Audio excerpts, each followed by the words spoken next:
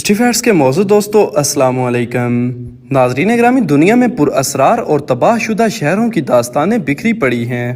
ایسے ہی ترکی میں دیرن کویو نامی ایک زیر زمین شہر کے آثار ملے ہیں۔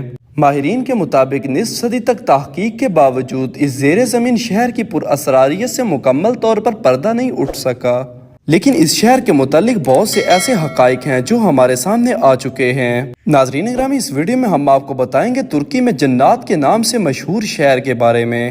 اس شہر کے بارے میں مقامی لوگوں کا کہنا ہے کہ یہ جنات کا شہر ہے اور اس جگہ آج بھی جنات آباد ہیں، جبکہ ماہرین کا کہنا ہے کہ یہ زیر زمین آباد شہر بہت بڑی سلطنت اناطولیہ کا حصہ رہ چکا ہے۔ اس ویڈیو میں ہم آپ کو بتائیں گے اس شہر کو آباد کس نے کیا اور اس کی تاریخ کیا ہے۔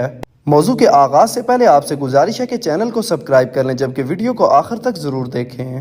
ناظرین گرامی، ترکی کے وسطی علاقے دیرن کویو صوبہ نو شہر میں واقع زیر زمین پر اسرار شہر پر دنیا بھر کے ماہرین کی ٹیم نے طویل عرصہ تحقیق کی ہے۔ لوگوں کو امید تھی کہ ماہرین کی تحقیق کے نتیجے میں اس پر اسرار شہر کے رازوں سے پردہ اٹھ جائے گا، لیکن ایسا نہ ہو سکا۔ ترکی میں جنات کے شہر کے نام سے موسوم یہ زیر زمین شہر دنیا کا سب سے عجیب و غریب اور 1963 میں دریافت ہونے والا پر اسرار ترین علاقہ ہے۔ جیسا کہ ماہرین کا کہنا ہے کہ دیرن کویو کا زیر زمین شہر اہرام مصر سے بھی زیادہ پر اسرار اور خوفناک ہے۔ اس شہر کو کس طرح تعمیر کیا گیا، اس کے بارے میں ماہرین کچھ بتانے سے قاصر ہیں۔ اس پر اسرار شہر کی دریافت اس طرح ہوئی کہ ایک مقامی شخص اپنے گھر کی تعمیر کے لیے کھدائی کر رہا تھا کہ یہاں بہت بڑا پتھر نکل آیا۔ اس پتھر کو ہٹایا گیا تو اس کے نیچے ایک سیڑھی بنی ہوئی تھی جو زمین کی گہرائی تک جا رہی تھی۔ اس شہری کو خود اس سیڑھی سے اندر جانے کی ہمت نہ ہوئی تو اس نے مقامی حکام کو اس بارے میں بتایا، تو حکام کی جانب سے اس شخص کو دوسری جگہ زمین الاٹ کر کے اس مقام کو سرکاری قرار دے دیا گیا۔ اس کے بعد جب مقامی ماہرین سیڑھیوں سے نیچے اترے تو ان کی حیرت و استعجاب کی اس وقت کوئی حد نہ رہی جب انہیں ایک وسیع و عریض شہر دیکھنے کو ملا۔ اس شہر کی دریافت کے بعد اب تک اس پر تحقیقات جاری ہیں۔ دیرن کویو کا زیر زمین شہر ترکی کے جس صوبے میں واقع ہے، اسی صوبے میں کبھی ماضی کی معروف اناطولیہ سلطنت واقع تھی۔ ماہرین کا کہنا ہے کہ دیرن کویو ایک حیرت کدا ہے۔ جدید تحقیق سے یہ معلوم ہوا ہے کہ اس شہر کو 7ویں صدی قبل مسیح میں تعمیر کیا گیا تھا۔ اس شہر میں سطح زمین سے 11 منزل نیچے تک بھی عمارتیں موجود ہیں۔ سب سے نچلی منزل 85 میٹر گہرائی میں واقع ہے۔ اس متروکہ شہر میں لائیو اسٹاک، استبل، عبادت خانے، گودام، مارکیٹیں اور شراب کی فیکٹریاں بھی موجود ہیں۔ اس شہر کے باسیوں نے زندگی کی تمام لوازمات کا بھرپور طریقے سے اہتمام کیا تھا۔ ہر منزل میں چھوٹے چھوٹے عبادت خانوں کے علاوہ ایک مرکزی عبادت گاہ بھی تھی جو سیڑھیوں سے نیچے جاتے ہی دوسری منزل پر بنائی گئی تھی۔ ماہرین کا کہنا ہے کہ 35 سے 50 ہزار افراد منظم طریقے سے اس شہر میں رہائش پذیر تھے۔ شہر میں ہوا کی آمد و رفت کے لیے مختلف جگہوں پر بڑے بڑے ہوادان بنائے گئے تھے۔ جب ماہرین نے اس شہر کے مختلف گوشوں کی چھان بین کی تو انہیں 11 مقامات پر ہوا کے لیے کھودی گئی بڑی سرنگیں ملیں، جن کے دہانوں پر بڑے بڑے پتھر رکھ کر اندر سے بند کر دیا تھا۔ 55 میٹر سے زائد طویل ان سرنگوں کے دہانے ایسے مقامات پر واقع ہیں جو ہوا کے رخ پر ہیں تاکہ ہوا بآسانی اندر داخل ہو سکے۔ ان 11 بڑی سرنگوں کے علاوہ اب ماہرین کو تہہ سے باہر کو نکلے ہوئے 15,000 سوراخ بھی ملے ہیں جو ہوا اور روشنی کے لیے نکالے گئے۔ ان سوراخوں کو بھی بھاری پتھر رکھ کر بند کر دیا گیا تھا۔ ابتدا میں تو اس شہر میں داخل ہونے کا ایک ہی راستہ دریافت ہوا تھا، تاہم بعد میں تلاش کے بعد مزید کئی دروازے ملے ہیں۔ ان تمام دروازوں کو 1 سے 1.5 میٹر طویل اور 30 سے 50 سینٹی میٹر چوڑے پتھر سے بند کیا گیا تھا۔ ان پتھروں کا وزن 500 کلو گرام تک بتایا گیا ہے۔ پتھر کے یہ دروازے سب اندر سے بند کیے گئے تھے، تاہم انہیں ایسے عجیب طریقے سے بنایا گیا تھا کہ انہیں کھولنا نہایت آسان تھا۔ تحقیق کے دوران ایک ہی فرد کی معمولی دھکے سے بھاری پتھر کے دروازے کھل جاتے تھے۔ زیر زمین اس شہر کی تعمیر کے لیے جس علاقے کو منتخب کیا گیا ہے اس کا اندرونی حصہ مضبوط چٹانوں پر مشتمل ہے، اس لیے ماہرین کا کہنا ہے کہ اتنے بڑے پتھر چٹانوں سے کاٹ کر شہر بسانا بظاہر انسانی بساط سے باہر ہے۔ اس بات سے مقامی افراد کے اس خیال کو تقویت ملتی ہے کہ اس شہر کو جنات نے تعمیر کیا تھا، اس لیے مقامی افراد اسے جنات کا شہر کہتے ہیں۔ ماہرین کے مطابق اس شہر کی تعمیر کا آغاز 7ویں صدی قبل مسیح ہوا۔ اس کی تعمیر کے بارے میں بتایا جاتا ہے کہ فائروگینز نامی ایک قبیلے نے اس کی بنیاد رکھی تھی۔ اس قبیلے کے لوگ دیوقامت افراد پر مشتمل تھے۔ یہ لوگ اس وقت ترکی میں موجود تھے اور انہی نے اس کی بنیاد رکھی۔ پھر اس کے بعد اخمونینیہ سلطنت کا کام بازنطینی دور میں مکمل ہوا۔ ماہرین کا کہنا ہے کہ اس علاقے میں اور بھی زیر زمین شہر آباد تھے۔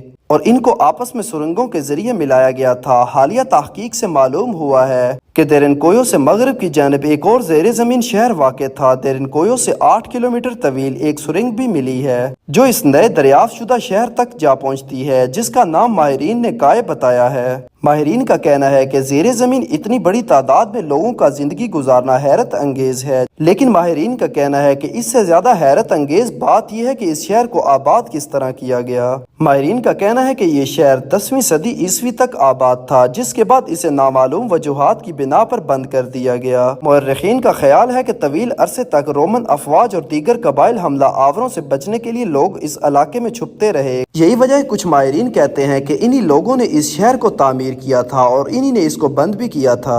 یونان کے مشہور تاریخ دان 4 قبل مسیح اور ارسطو کے شاگرد زینوفون نے اپنی کتاب انابیس میں بھی اس زیر زمین شہر کا ذکر کیا ہے۔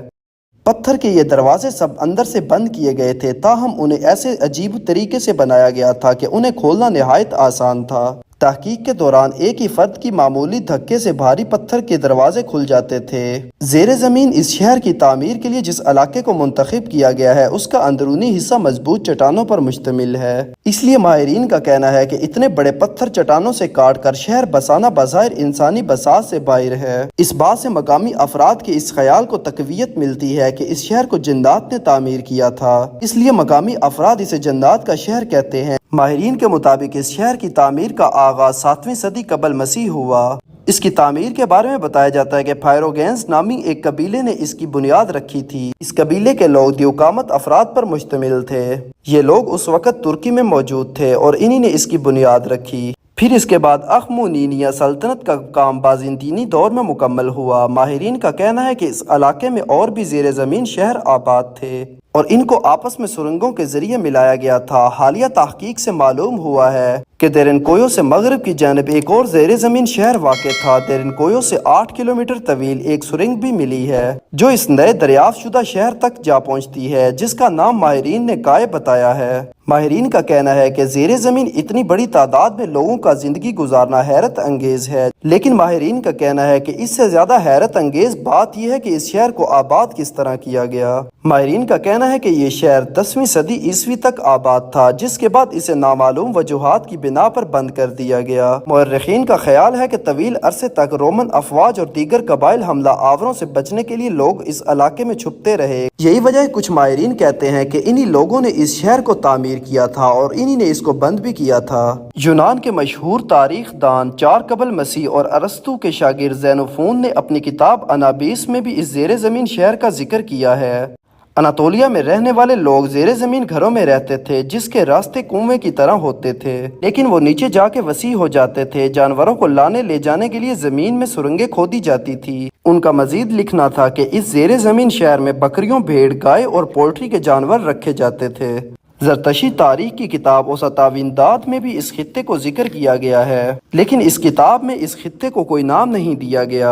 اس شہر کے متعلق صرف یہ کہا گیا ہے کہ اسے پناہ گزینوں کو ٹھہرانے کے لیے بنایا گیا تھا، اور ایک جگہ یہ بھی کہا گیا ہے کہ فارس کے بادشاہ یما کے لیے اس شہر کو بنایا گیا تھا، تاہم ماہرین کو اس حوالے سے کوئی ثبوت نہیں ملے ہیں۔ اس شہر کی مختلف دیواروں پر عجیب و غریب تحریریں بھی درج ہیں، لیکن ماہرین کو سب سے زیادہ تعجب اس بات پر ہے کہ اتنا بڑا شہر ہے اور کوئی قبرستان یہاں موجود نہیں اور نہ ہی کوئی انسانی باقیات یہاں سے ملی ہیں۔